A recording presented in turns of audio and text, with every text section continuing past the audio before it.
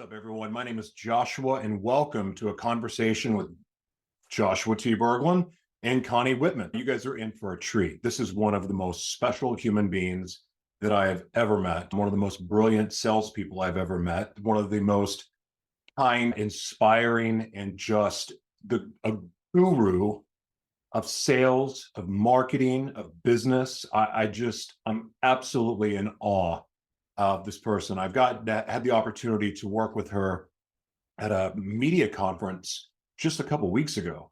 And I got to tell you, just absolutely blown with just everything about her. We've had multiple conversations. Her insight, her wisdom has had a huge impact on me. And I personally think that if you're looking to go in sales, you're looking to go into business for yourself, you're already in business for yourself, you're looking for a new career, any of that, you're going to want to listen to this interview because she is full of wisdom. And I think it's 40 years that she has been at the top of her game. And she still has all of the energy of an 18-year-old. It's amazing. So you guys are in for a treat today. Please enjoy. What's up, ladies and gentlemen? Welcome to a conversation with Joshua T Berglan and Miss Connie Whitman. I am so excited to have you here, Connie. I'm just, as I said in the introduction, I just love you. I had the best experience ever with you at a media conference of all things, because conferences are just awful typically, but this was amazing. And I got so much one-on-one time with you, group time with you, and just really got to see what you're all about. And I've got to tell you, I've never liked the salesperson until I met you. So I'm very grateful to have you here. But before we get into all that, can you tell us, what are you grateful for today and why? I have heat. That's a good one.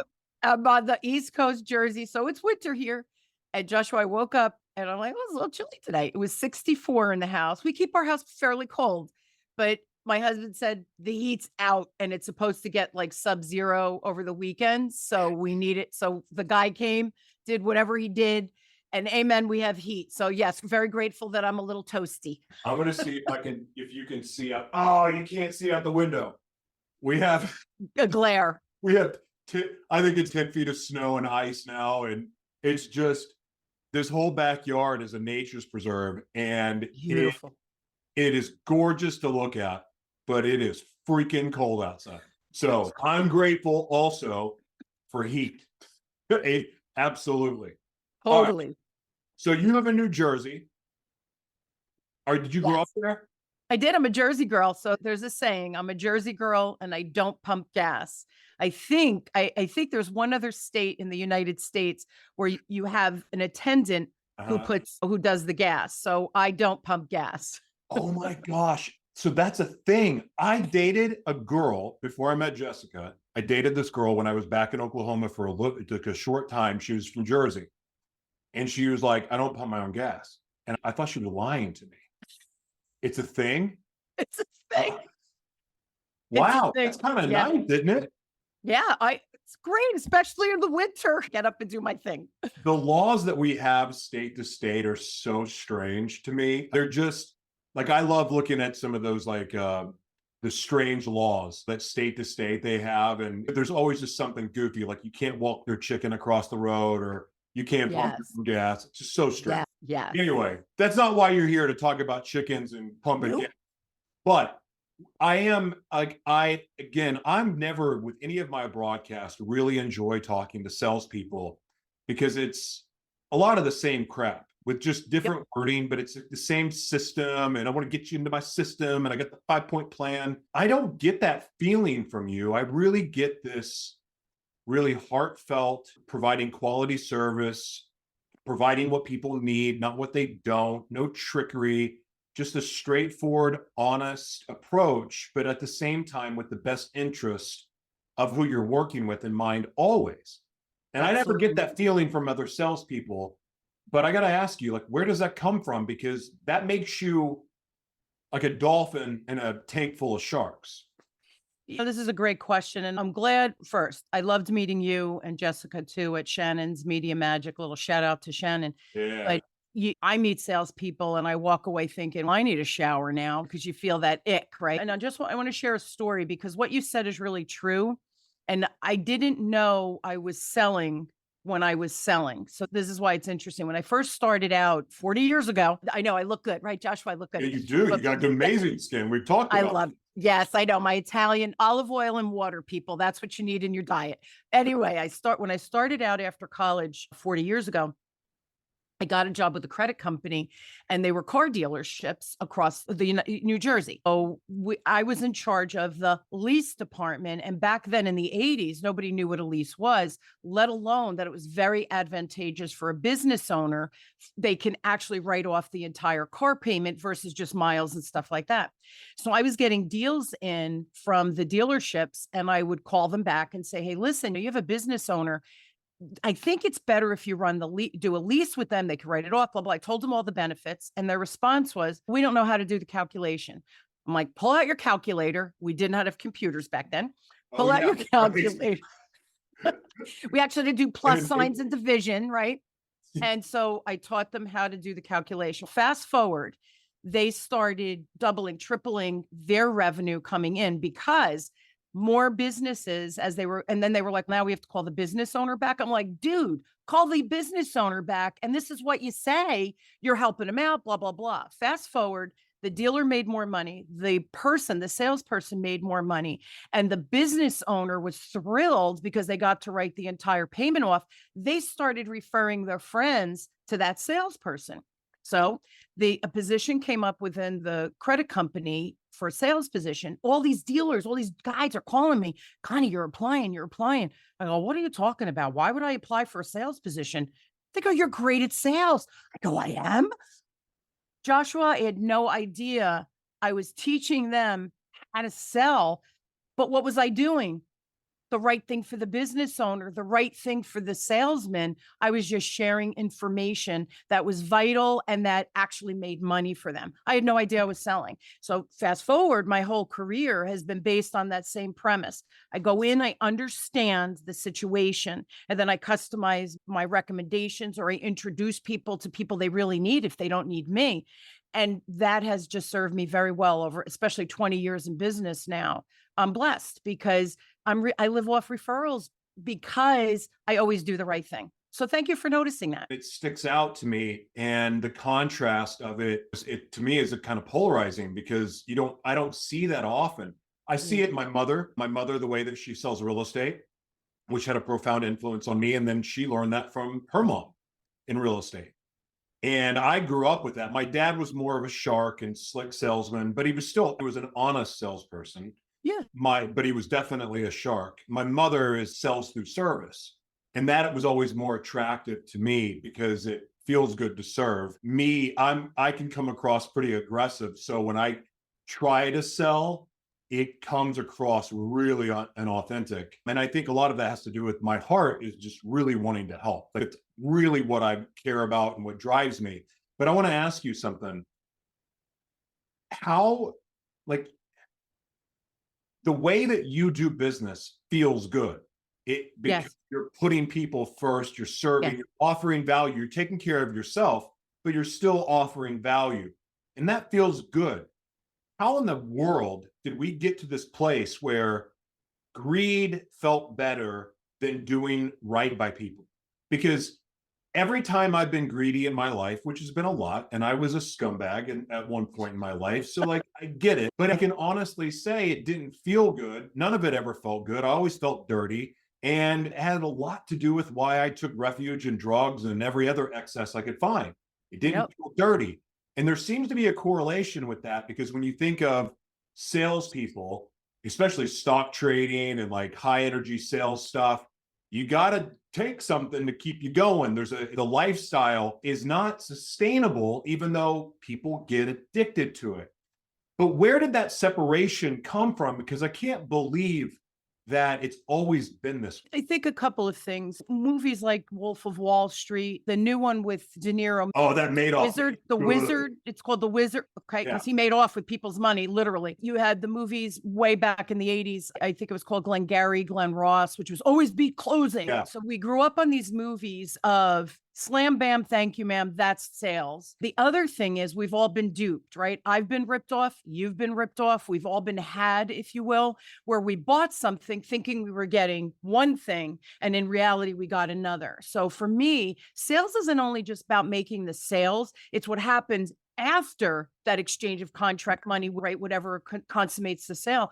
The deliverables, is what makes the sale a real sale or not. And unfortunately, those movies, when people get into sales, they think it's all about the money. I have to be liked. They have to like me. Then they'll buy from me. And then it doesn't matter if I deliver or not.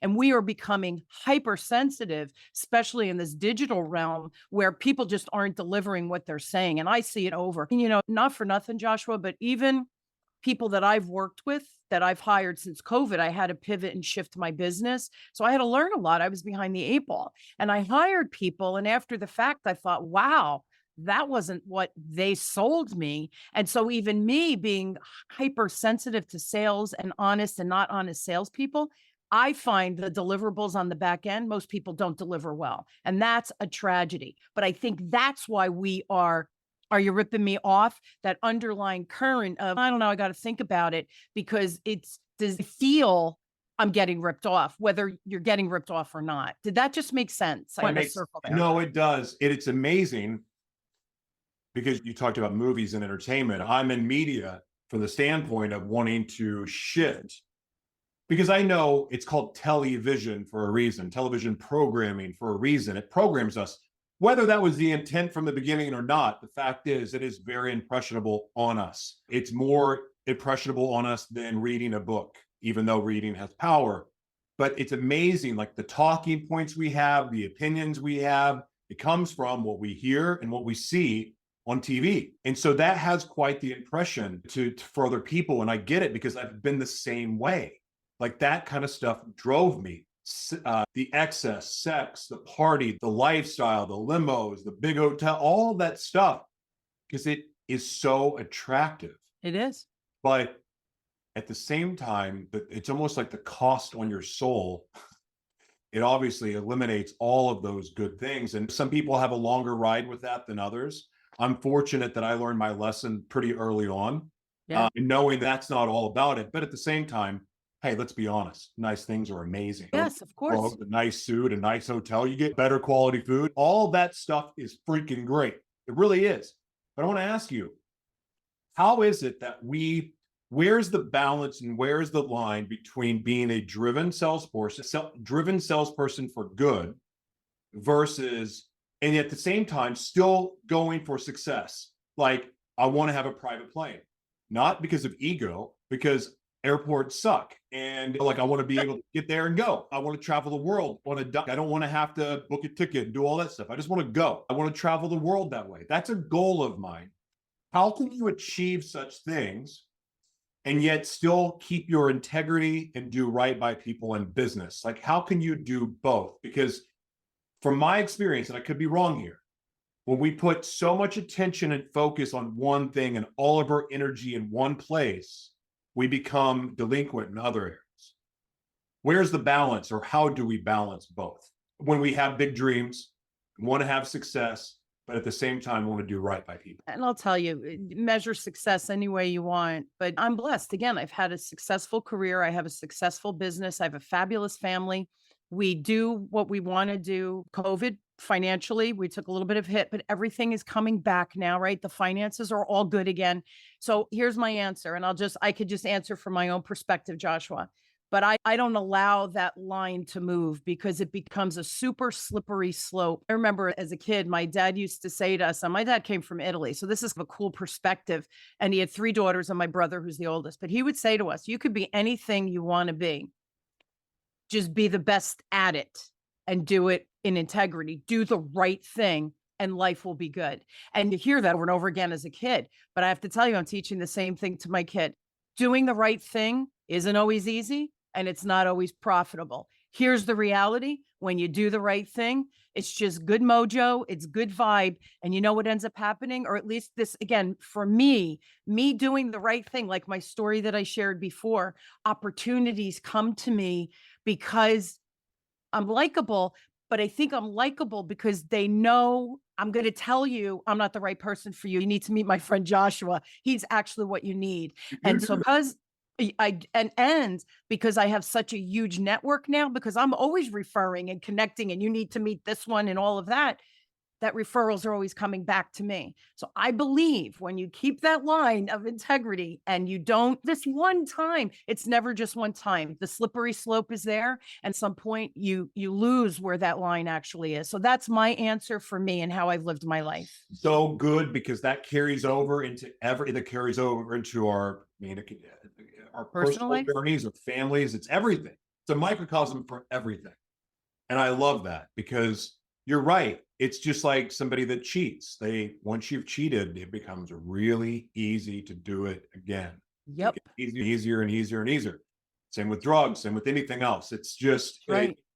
so having the discipline to do the right thing. Sometimes doing the right thing hurts. Sometimes it sucks. Sometimes it feels like it costs you a lot, but it's really the only way because when you don't, I guess if you have a soul anyway, it's exhausting to try to keep up with lies and guilt and shame and everything else. And of course, then you get older and you try to drink that stuff away. That becomes even more painful. And it's just, God, life is so much easier when you're honest and you just try to do right by people. It's just, that's what I love about you. And the fact that you've been doing this for 40 years this way, to me, is truly inspiring because I look to you for myself. Like, you know, my story enough I do. now that like my heart's to serve, but I've made a shift where if I'm going to complete and fulfill the mission that I was created to do, I get to pay for it. And so I get to sell, I get to be in business to be able to Yep. make that happen. And I'm through you and some help from you, I've been able to feel better about that. And it's actually because of you that the buy one, get one program that we launch for all of my services, because ultimately we want to give back in a big way. Yes. You help that set for me, set it in cement. So I dissolved my nonprofit. Because I'm going to be very focused on the mission and the way to go about that instead of scattering my energy other places. Now I just get to focus and be about that. So you played a massive role in that. And I'm super grateful for it. Can I comment? When we met, and it was the first Zoom room, that the breakout that we connected, and you said something very interesting. You said what you were building, and you said to me, I don't want to sell. You said, no, you said, I'm not good at sales because I feel like, how did you put it? You said, I don't like to sell. Oh, because I feel like you're not giving up your soul, but if you sell, you can't serve. It was in line with that. And I said to you, that's ridiculous. If you're serving, then you have to sell something to serve. You can't just serve like in La La Land, right? So what are you selling? If it's really value added for whoever the recipient is of the purchase, if you're not serving them, then you're not selling anything. Then shame on you for hiding your zone of genius for someone who needs you. And by the way, you got to get paid for that because that's your zone of genius and everybody isn't good out of it. So to leave that money on the table because you feel icky about it when you know you're in integrity with what you're selling. I think I said to you, dude, that's in your mind, man. You got to change that mindset because depriving the world of you and the greatness that you bring to the table. And that's not cool. No, it's not. And I've come to peace, but I've also found a happy compromise. You're crazy. I know. Listen, I think I would have done really well in biblical times. Just like operating that way. I love trading value for value. Like my favorite exchanges are, hey, you've got something to value. I've got something to value. Let's work this together. That is my favorite way to operate, which is there's a lot of different names for it, but I think it's mostly known as like a kingdom minded approach to doing things. And I love that. But at the same time, I also know that it's going to take a lot of money to build those youth media literacy centers all over the Yes. world. And Yes. I feel better about selling because at the same time, I know that we're giving back in the same way. So for every sale is you're getting something back or you're able to give something back. Beautiful. So that feels good for me. I never want to do anything that doesn't feel right. And for me, this feels amazing. So that's why, but you really help with that. I love it. But Because you're building, one more thing, Joshua, you're building a community that could depend on each other. And as more money comes in and you give more away, right? Buy one, to get one, you're giving more away.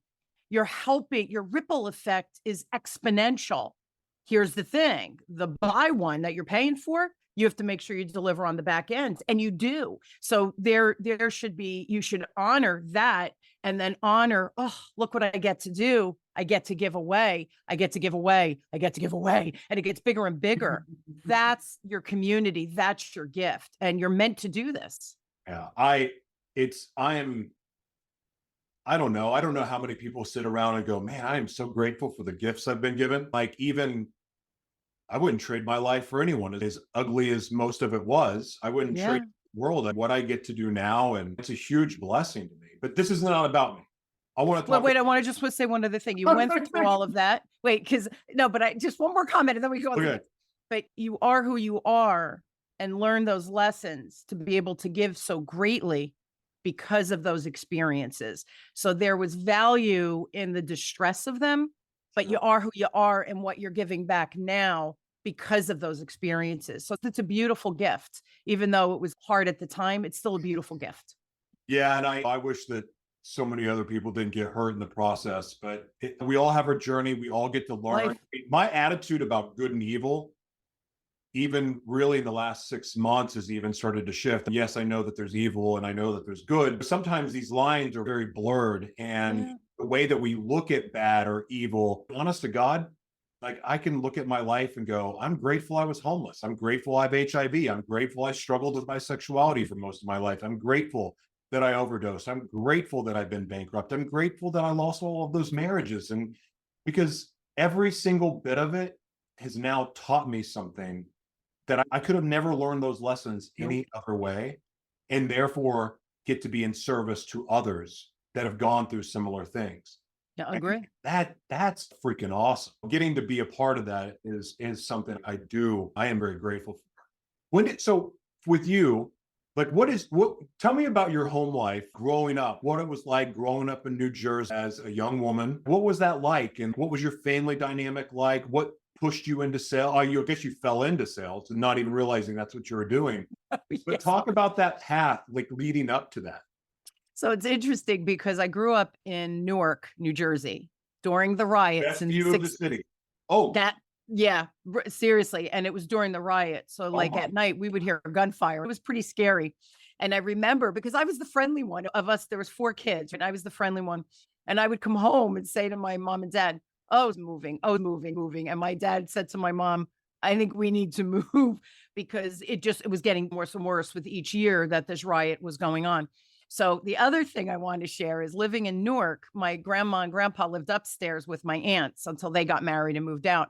So it was cool because we were on the first floor and my aunts would come home from work. And of course, our door was open because it was family upstairs. Yeah. And they would come in and we got so much attention and love because it's like, how was school? What'd you learn? Show me your pictures. And so not only did my mom and dad give us all this attention and love, we had a tremendous amount of love within the house. So that, if I had to say one thing about my childhood, is I was always loved and supported, not only by my mom and dad, but by my grandma and grandpa and my aunts and everybody. So that was like cool.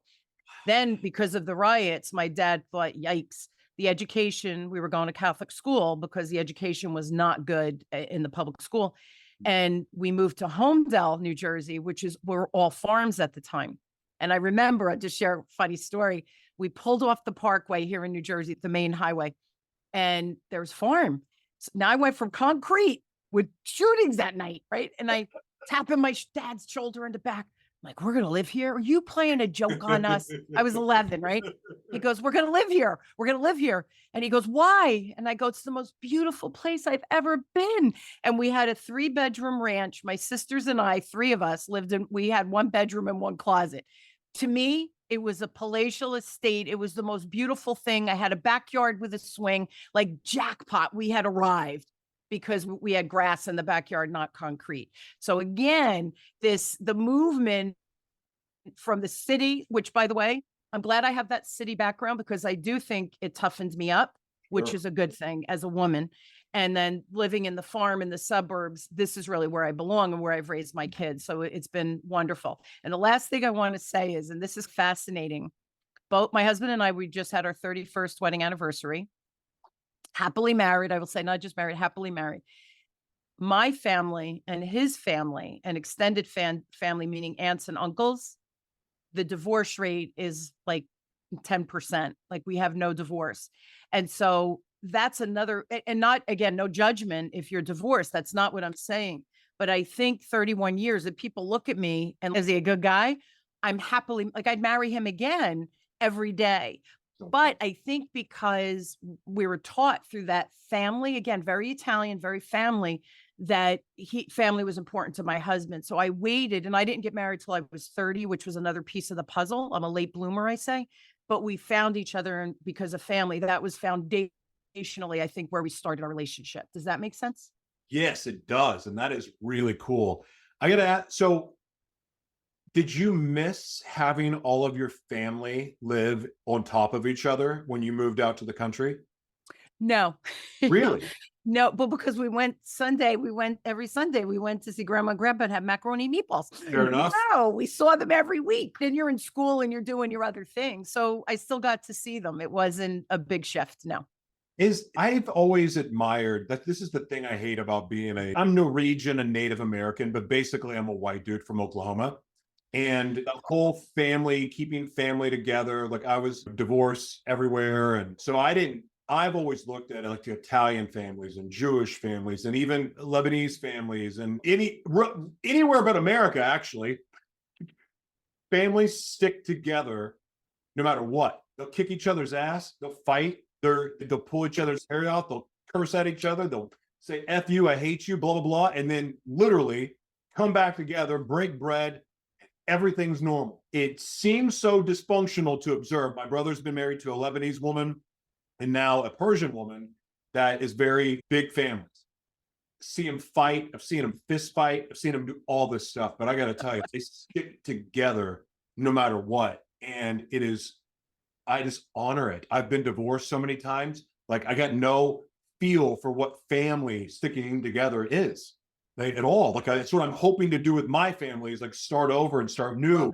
It could be more like a Jewish Italian family. And because I'm attracted to that because my God, we live in a world where it's so hard to know what to trust. If you got family, then that feels good. And you know what, Joshua? It's that line that we were talking about before.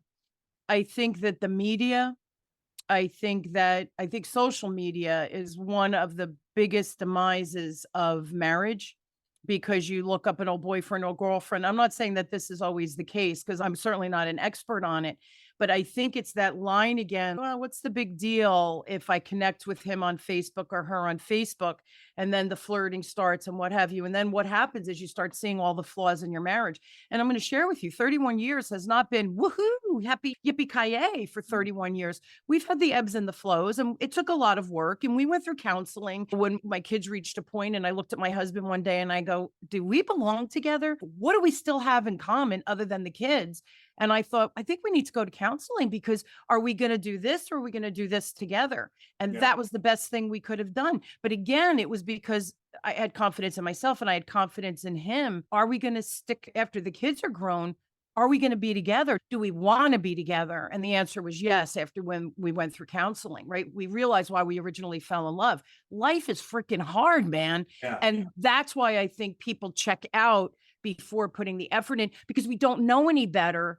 And maybe because I did grow up in a very solid family foundation, as did my husband. That was our go-to verse. Hey, let me look up my old boyfriend. Again, no judgment from anything I'm saying. I just can speak from my perspective. But that perspective translates into all of these other areas. Basically, what in social media is a sign that says the grass is greener. Yeah.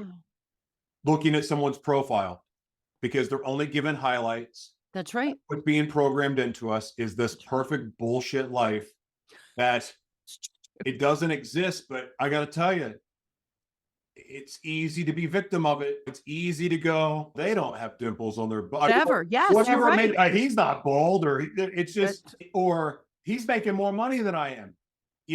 Or he can provide for me, or she can do this, or whatever it is. It's just like this sign. It's like the grass is greener. Come over here. And it's psychological warfare because it's that way. Your poop is still going to stink somewhere else. That's right. I was that way because most of my relationships leading up to Jessica were I wasn't healthy. I wasn't in my right mind. I Yeah. didn't know who the heck I was. There's a list of reasons that I had no business being in a relationship to begin with, but yet I was so codependent, needed to be in the relationship, even though I was a cheater and wasn't faithful or anything else. But I was always looking for what was better Yeah. because I always knew that I was settling. And that's not to be offensive to any of my exes, but you would admit too that you didn't want to be with me. So it's okay. I'm not bad mouthing, but we weren't aligned. We didn't share a vision. We didn't have, our hearts were not even aligned. That's right. And yet we're trying to make this work. Of course, people are going to look elsewhere. There's that element of it, but then the psychological warfare from what you're saying with social media, it's tough. It's tough. I'm practicing something with my own life and it's causing a lot of disruption, but disruption can be good. And one of those things is being conscious, like conscious eating, conscious about what I'm doing, where I'm at, being present. And that comes with having to hide my phone from myself and anything else that could serve as a distraction because I want to be present, because I figure that when I'm present, at least I know what's real. What do you think about that? I agree. And here's the other thing, being present, holy crap, it takes effort and work every day because your email, your phone, we're always getting pinged and ponged and whatever. And it's exhausting because here's the other thing, you can't fit it all in a day. My to-do list is probably about a bazillion on it, but I know at the core, I'm never going to get to all of them. So every day I choose what is the priorities for me today, whatever my mental capacity is that day, if I'm fatigued or not, whatever. And whatever my other commitments are too, right? How much energy do I have to give to X, Y, and Z? You got to reprioritize every day. But at the end of the day, you cannot respond to everything and be everywhere and be everything for everyone. So to stop and pause and breathe and really discern, what should I be doing today? What do I want to do today? Honoring your commitments as well. But we have to be present every day. Freaking hard, Joshua. It's hard, man.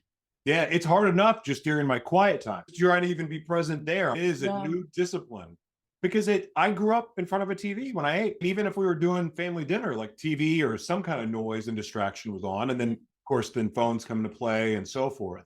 Yeah. I'm really trying to get back. Like I'm very excited about all of the changes coming. It's going to be disruptive. It's going to be crazy. Some people are ready for it. Some people aren't. I'm excited about all of that. But at the same time, I'm also trying to go back to pre-caveman days as much as possible in every area I can. In other words, I'll use technology, but I'm not going to be used by it. That's right. That's kind of a new thing that I'm trying to do because mindless scrolling is so freaking easy to get caught up in. It's worse than a slot machine. It's in nuts. So that's what I'm working on because with that, the other thing I've noticed, and I don't know if this is the same way for you, but if I'm present, I can also hear from God. I get better ideas. I get more downloads, inspiration, 100%. whatever it may be. And I'm more effective at what I do. Yep. 100% right across the board. One last thing. So my goal, the phone, right? We're attached to it. I think every day or whatever, or maybe every week, they send you the report of how much time you spent on your phone. My average, about 20 minutes a day. Really? Yes, for real. I'm not even going to tell you what mine is. But I have work to do. You and my husband, they all laugh because if I have to look something up, now here's the thing. My kids obviously use the phone. They're always looking things up to investigate where I can't do it on my phone. I like to do it on my computer. So that definitely inhibits it. I do not jump on Facebook at night. I do not go on to different sites and stuff to just scroll. Not my MO. If I'm reading, if I'm watching TV with my husband, I'm watching TV with my husband. If we're having dinner, none of us my kids don't pick up their phones during dinner either. So these are all good habits I think we put in place, but these are sidearms for all of us. And we have to you said it, we have to get control of this and not allow it. It's a great tool. It's a tool. It can't control you. Yeah. This is not easy stuff. It's just creating the discipline that's right for you and then committing to whatever that is. My way doesn't have to be your way at all, but what is it that you could commit to that's going to work for you in your life and the life you're trying to build with Jessica, and build with your business and all these other things. Your choices, man. And we all have an opportunity to make those choices. Yes, we do. Mhm. Connie, share with everybody like what you offer to the world, plug your business, share what you do. And because we didn't spend any time on that, but I want to give you the floor, plug your business, give your pitch, whatever it may be. The floor is yours. So here's the thing, really, if anybody that's listening is a business owner or you work for an organization, I have private clients and I also do corporate training. I am sales. So if you feel that when the sales process or your sales approach, you feel icky or you're hesitating, just call me because trust me, like Joshua, it could be a simple conversation and I am happy to do that. I do one-on-one coaching. I do group coaching. I do training classes, group training classes. If somebody really feels disconnected with their sales process and they think, I know I'm leaving money on the table, I don't know where I'm missing it. I have group programs that are a little bit more affordable than the one-on-one coaching. If you feel that your sales is off, you feel like you're leaving money on the table. And what I mean by that is, Joshua, you're doing the one buy one, get one. So you're more enthusiastic, which how you're approaching it, you're going to leave less money on the table. But what I find is people walk away from business because they think, oh, I can't do that for them. Can you modify what your offer is? Mhm. Probably yes. And then you can make an offer, even if it's a lesser dollar amount. And what ends up happening through the process, you're building relationships and you're building those connections that more sales will come. So if any of this resonates with you or you just uncertain about sales and you want to have a conversation, just email me. It's Connie at changingthesalesgame.com. And I am always open to have a conversations, meeting new people. And again, if I can help, great. If I can't help, I'll tell you that. And I'll tell you who you should talk to, depending on where you are in your journey, whether it's your professional career and or your business. I could talk to both. Love it. You have 2 podcasts too.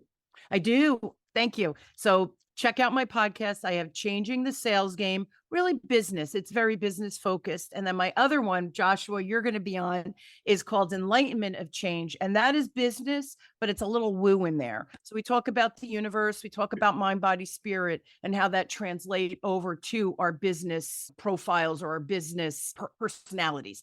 So 2 podcasts, check them out. Love for you to subscribe and listen, get to know me better, come and play. I love it. Connie, you're a blessing. Thank you so much for your time. Same. Love you, kiddo. Love you too. Bye-bye.